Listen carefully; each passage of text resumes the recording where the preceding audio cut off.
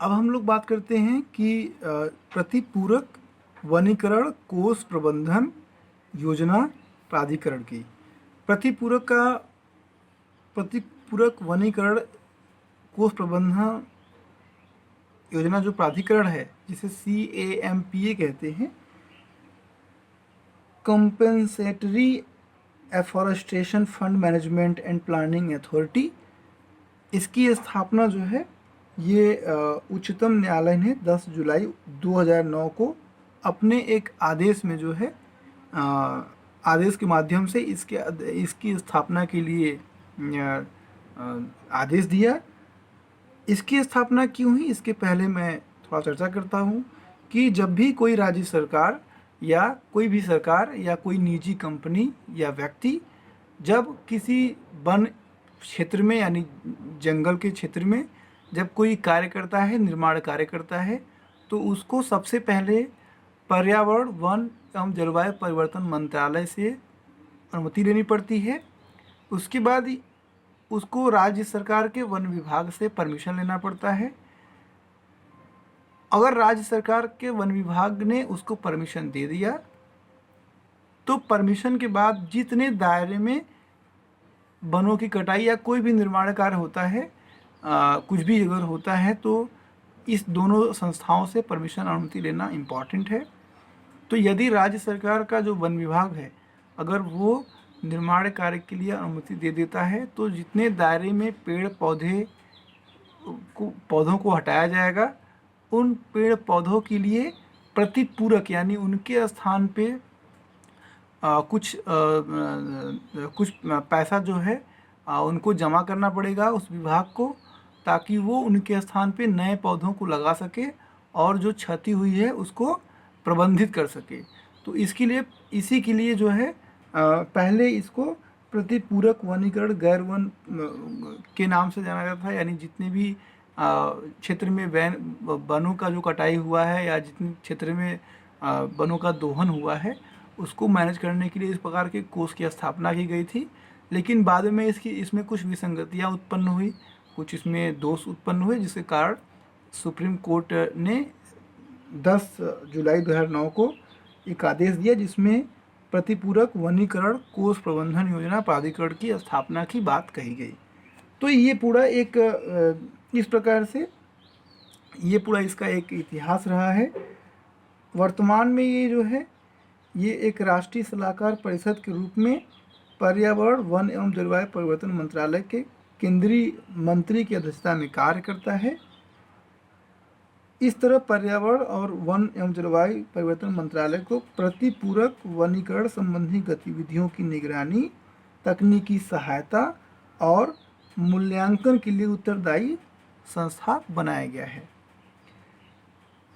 इसके निम्नलिखित कार्य हैं जिनकी हम लोग चर्चा कर देते हैं।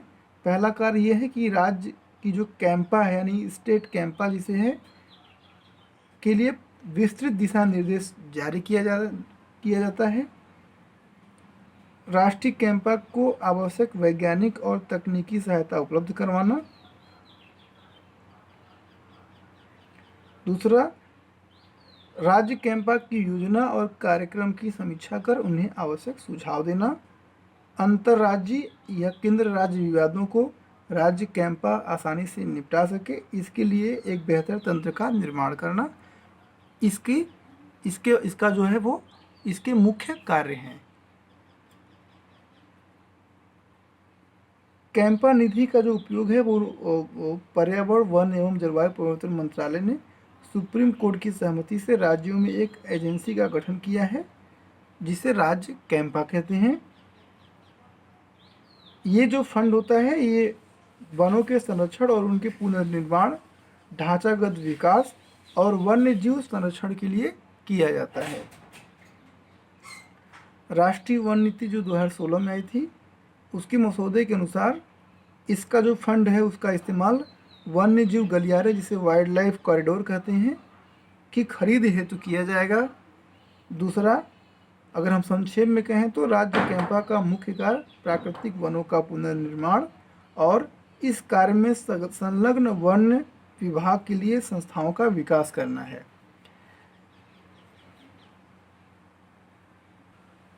अगला आता है centre for science and environment, CSE जिसे कहते हैं।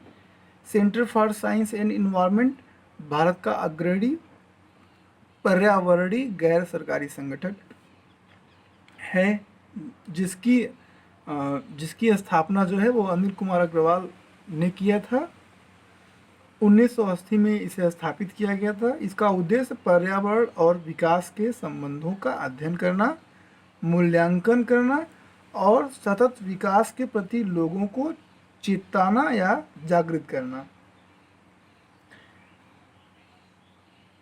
इस तरीके से ये एक जनहित संस्था के रूप में ऐसे नीतियों की वकालत करता है जो प्राकृतिक संसाधनों के प्रबंधन में लोगों की सहभागिता और उनके सतत व समान लाभ पर आधारित हो। लेकिन काफ़ी चुनौतीपूर्ण कार्य है। हमारे देश में लाखों लोग अभी भी अपनी आजीविका के लिए केवल प्राकृतिक संसाधनों पर भी निर्भर हैं और पर्यावरण में होने वाला कोई भी परिवर्तन उनकी आजीविका पर संकट उत्पन्न कर देता है। इसलिए CSC यानी centre for science and environment संरचनात्मक सुधार की बात करता है,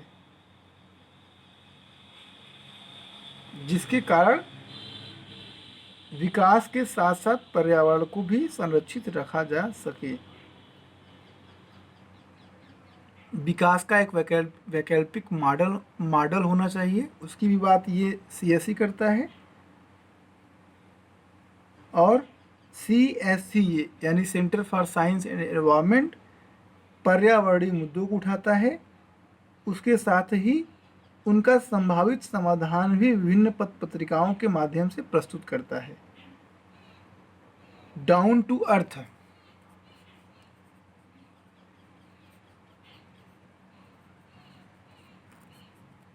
डाउन टू अर्थ जो है एक ऐसी पत्रिका है जिसके वर्तमान जो संपादक हैं वो सुनीता नारायण जी हैं।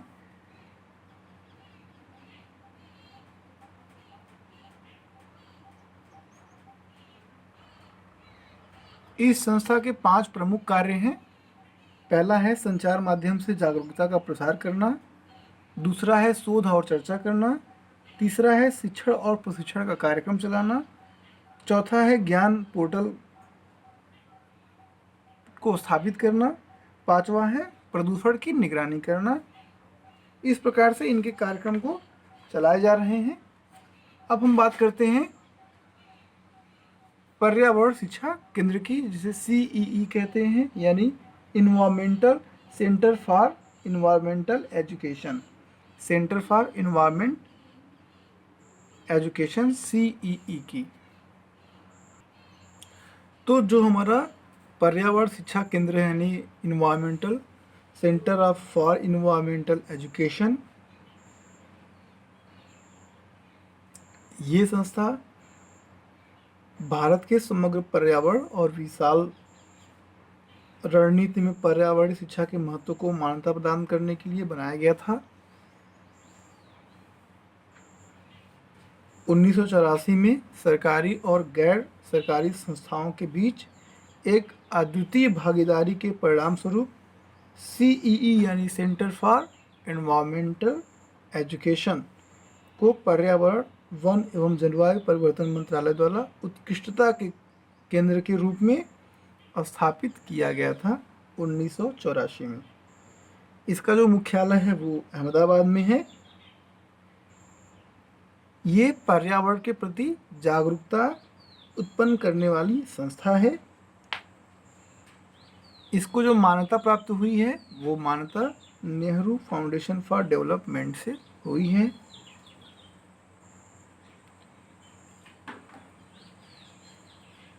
सेंटर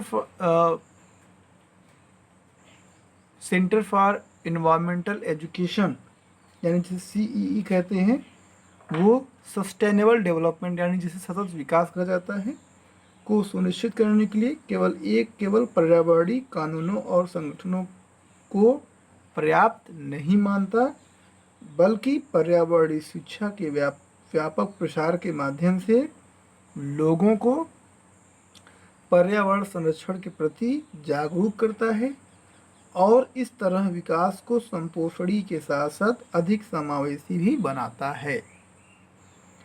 यह औपचारिक, गैर औपचारिक और अनौपचारिक पर्यावरणीय शिक्षा के माध्यम से विभिन्न स्कूलों, विश्वविद्यालयों, सामान्य समुदायों, नीति निर्माताओं आदि के बीच सतत विकास यानी सस्टेनेबल डेवलपमेंट से संबंधित बेहतर समझ विकसित करने का प्रयास करता है। अब हम बात करते हैं आखिरी में केंद्रीय प्रदूषण नियंत्रण बोर्ड के, जिसे CPCB कहते हैं। अक्सर अखबारों में, टीवी के माध्यम से, अन्य समाचार एजेंसियों के माध्यम से लोग सुनते रहते हैं कि इस केंद्रीय प्रदूषण नियंत्रण बोर्ड क्या करता है, कैसे करता है। तो हम लोग जानते हैं कि CPCB क्या है। केंद्रीय प्रदूषण नियंत्रण बोर्ड का जो गठन है, ये एक सांविधिक संगठन के रूप में जल प्रदूषण नियंत्रण एवं रोकथाम अधिनियम 1974 के अंतर्गत सितंबर 1974 में किया गया था। यानी CPCB का जो गठन था वो जल प्रदूषण एवं रोकथाम अधिनियम 1974 1974 के अंतर्गत सितंबर 1974 में किया गया था। इसके बाद केंद्रीय प्रदूषण नियंत्रण बोर्ड को, यानी जिसे CPCB कहते हैं, वायु प्रदूषण निवारक एवं नियंत्रण अधिनियम 1981, वायु प्रदूषण एवं नियंत्रण निवारक अधिनियम 1981 के अंतर्गत उस वायु प्रदूषण संबंधित कार्य और शक्तियों को भी सौंप दिया गया CPCB को। पहले ये जल के विषय को देखता था, उसके बाद ये वायु से संबंधित विषयों को देखने के लिए अधिकारित हो गया। यह क्षेत्र निर्माण के रूप में कार्य करता है और पर्यावरण संरक्षण अधिनियम 1986 के प्रावधानों के अंतर्गत पर्यावरण, वन एवं जलवायु परिवर्तन मंत्रालय को तकनीकी सेवाएं भी उपलब्ध कराता है CPCB। CPCB का काम ये भी है कि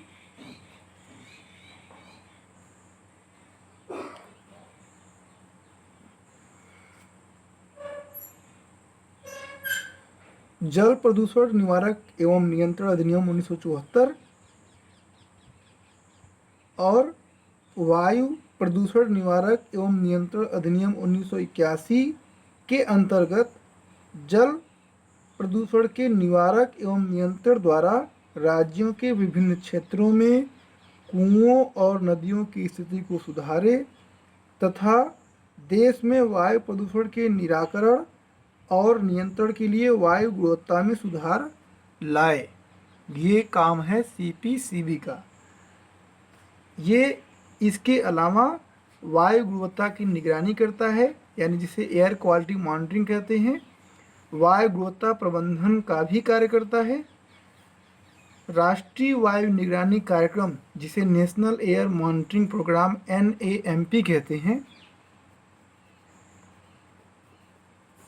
नेशनल एयर मॉनिटरिंग प्रोग्राम की स्थापना जो है वो वायु की गुणवत्ता की स्थिति और प्रवृत्ति को सुनिश्चित करने के लिए उद्योगों और अन्य स्रोतों के प्रदूषण को नियमित कर नियंत्रित करने के लिए, इसके साथ ही वायु गुणवत्ता मानकों के अनुरूप रखने के उद्देश्य से किया गया था।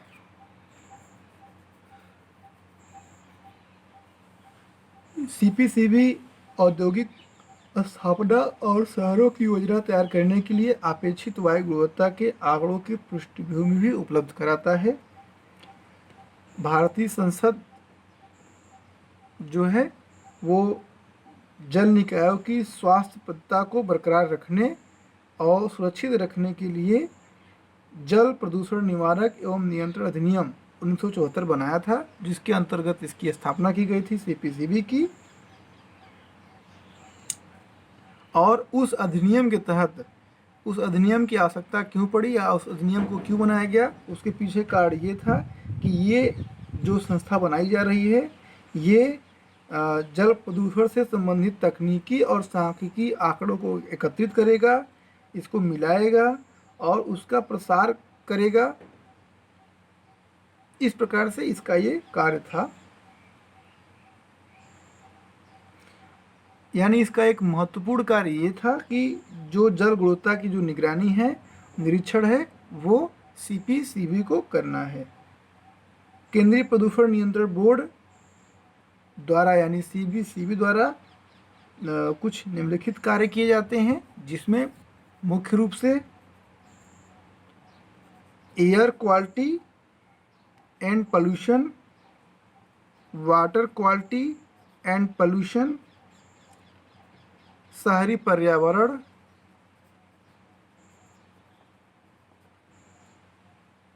औद्योगिक पर्यावरण,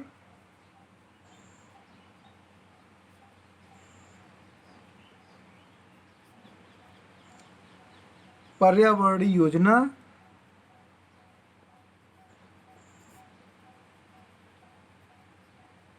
नगरीय ठोस अपशिष्ट,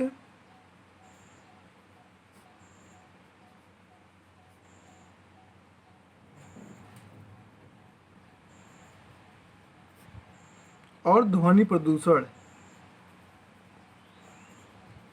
इन टॉपिकों पे यानी जो वायु गुणवत्ता और प्रदूषण है, वाटर जल गुणवत्ता और प्रदूषण है, शहरी पर्यावरण है, औद्योगिक पर्यावरण है, पर्यावरण योजना है, नगरीय ठोस अपशिष्ट है, ध्वनि प्रदूषण है, इन सब के लिए सीपीसीबी जिम्मेदार है और यही संस्था इसकी मॉनिटरिंग करता है, नियंत्रण करता है और इसकी देखरेख करता है। अब हम बात करते हैं एक बार फिर से पूरे हम लोगों ने इस लेक्चर में क्या समझा। तो इस लेक्चर में हमने सबसे पहले ये समझा कि भारत में जो पर्यावरणीय संबंधी संगठन हैं वो कौन कौन से हैं। इसमें हम लोगों ने बॉम्बे नेचुरल हिस्ट्री सोसाइटी के बारे में समझा कि बॉम्बे नेचुरल हिस्ट्री सोसाइटी क्या करती है, कैसे काम करती है। उसके बाद हमने समझा कि जो भारतीय वनस्पति सर्वेक्षण है BSI है वो क्या करता है, उसके क्या कार्य हैं, क्या दायित्व है, उसके उद्देश्य कौन कौन से हैं। फिर हमने समझा कि जो भारतीय प्राणी सर्वेक्षण है जिसे JSI कहते हैं वो क्या करता है। फिर भारतीय विद्यापीठ यूनिवर्सिटी पर्यावरणीय शिक्षा एवं अनुसंधान संस्थान जिसे VIEER कहते हैं, इसके क्या कर्तव्य हैं, ये क्या करता है। CPR यानी एक साउथ इंडिया का जो संस्था है पर्यावरण शिक्षा केंद्र है CPR EEC, ये किसके अंतर्गत कार्य करता है और कौन कौन से कार्य हैं इसके। फिर हमने बात किया कि मद्रास क्रोकोडायल बैंक ट्रस्ट क्यों स्थापित किया गया, क्यों इसकी आवश्यकता पड़ी। इसकी आवश्यकता इसलिए पड़ी क्योंकि क्रोकोडायल जो है वो तीनों, क्रोकोडायल, घड़ियाल और एस्चुअरी क्रोकोडायल तीनों जो है संकटपूर्ण स्थिति में थे और विलुप्त होने के कगार पहुंच गए थे। उनको बचाने के लिए, उनको संरक्षित करने के लिए मद्रास क्रोकोडायल बैंक ट्रस्ट की स्थापना की गई। इसके साथ ही वर्तमान में ये सरीसृप जीवों के लिए, सांपों के लिए ये रिसर्च का काम करता है, उनको बचाने का काम करता है। फिर हमने बात किया कि जो सलीम अली पक्षी, सलीम अली एक वैज्ञानिक, पक्षी वैज्ञानिक और पर्यावरणविद थे। इनके नाम पर विज्ञान सलीम अली पक्षी विज्ञान और प्राकृतिक इतिहास केंद्र SACON कोयम्बटूर में स्थापित किया गया, जिसके अंतर्गत पक्षियों की प्रजातियों के विषय में, विलुप्त प्राय जो पक्षी प्रजाति है उनके विषय में, उनके संरक्षण के विषय में, उनके पर शोध, रिसर्च, इस प्रकार से कार्यों को ये करता है। उनको जो जैव विविधता है उसको संरक्षित करने का काम भी ये संस्था करती है। फिर हमने बात किया कि जो world wide fund for nature है जो 40 साल से काम कर रहा है पूरी दुनिया में, वो भारत में भी अपना फंड शुरू किया। जो ये world wide fund for nature, ये इसका मदर एजेंसी है। इससे वर्ल्ड वाइड नेचर इंडिया जो है शुरू किया गया। फिर हम लोगों ने बात किया कि जो हमारा भारतीय वन्य जीव संस्थान है ये क्या करता है। तो भारतीय वन्य जीव संस्थान वन्य जीवों के ऊपर शोध करता है, उनकी जानकारी इकट्ठा करता है, कौन से विलुप्त प्राय प्राणी हैं। ये संस्थान जो है ये वन, पर्यावरण, जलवायु परिवर्तन मंत्रालय के अंतर्गत काम करता है। फिर हमने बात किया कि जो भारतीय वन सर्वेक्षण है वो क्या करता है। भारतीय वन सर्वेक्षण जंगलों के विषय में आंकड़े देता है, उनकी निगरानी करता है, उनको बचाने का काम करता है। फिर प्रतिपूरक वनीकरण कोष के विषय में चर्चा किया गया कि इस कोष की स्थापना क्यों की गई या इसका क्या अधिकार है और किसके अंतर्गत इसको स्थापित किया गया। इसी तरीके से हम लोग